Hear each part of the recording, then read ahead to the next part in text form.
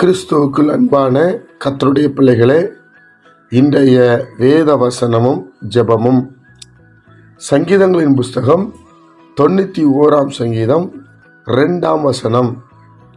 நான் கர்த்தரை நோக்கி, நீர் என் அடைக்கலம், என் கோட்டை, என் தேவன், நான் நம்பியிருக்கிறவர் என்று சொல்லுவேன்.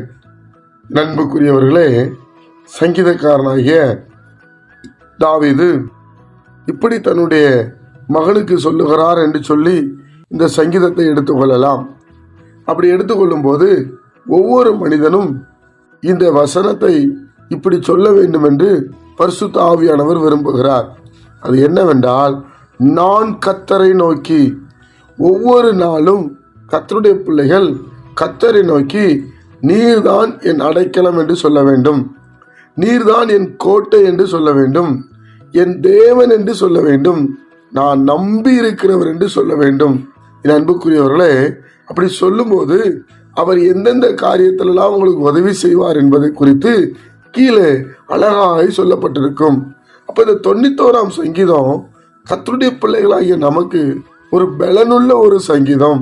எனக்கு அவர்தான் எல்லாம், என்னை நடத்துகிறவர், என்னை உயிர்ப்பிக்கிறவர், உதவி செய்கிறவர், எனக்கு வேண்டிய சமாதானத்தை தருகிறவர்.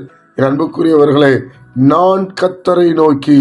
அப்ப இது ஒரு தனிப்பட்ட ஒரு மனிதன் கர்த்தரை நோக்கி வேண்ட வேண்டும் என்று சொல்லி இந்த வேத வசனத்திலே சொல்லப்பட்டிருக்கிறது.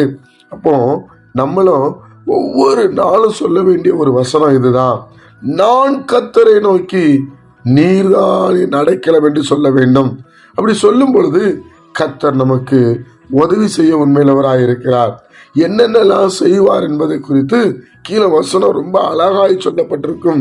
நம்மை பலவீனப்பட்டிருக்கிற நம்மளை உயிர்ப்பிச்சு விடும், சோர்ந்து போய் கிடக்கிற நம்மளை கர்த்தர் உயிர்ப்பித்து விடுவார். பிரியமானவர்களே, அப்போ இந்த வசனத்தை உரித்தாக்கி இந்த வசனத்தின்படி நம்ம நடக்க நம்ம பழகணும், விசுவாசத்தோடு சொல்லணும்.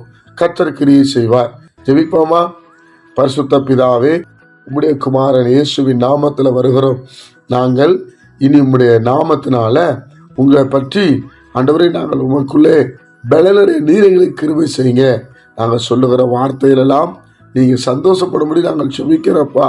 எங்களுக்கு உங்கள் எல்லாமே யார் இருக்கிற ஆண்டவரே, நீரே எங்கள் மத்தியில் பிரசனராக இருந்து வேண்டிய கிருபைகளை தரும்படி நாங்கள் செபிக்கிறோம்.